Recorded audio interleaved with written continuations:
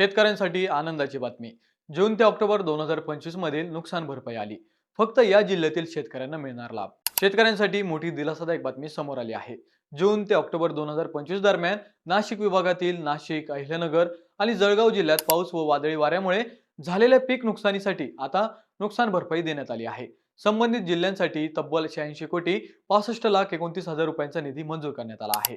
आता यामध्ये नाशिक जिल्ह्यातील 1,17,419 शेतकऱ्यांना 62 कोटी 45 लाख रुपये, अहिल्यानगर मधील 17,260 शेतकऱ्यांना 13 कोटी 9 लाख रुपये, तर जळगाव मधील 10,476 शेतकऱ्यांना 11 कोटी 9 लाख रुपये मिळणार आहेत.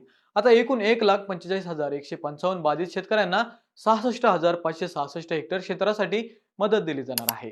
ही रक्कम डीबीटीद्वारे थेट आधारशी जोडलेल्या बँक खात्यात जमा केली जाणार आहे. विशेष म्हणजे बँकांनी ही मदत जुन्या कर्जाच्या वसुलीसाठी वळती करू नये असे स्पष्ट आदेश देण्यात आले आहेत.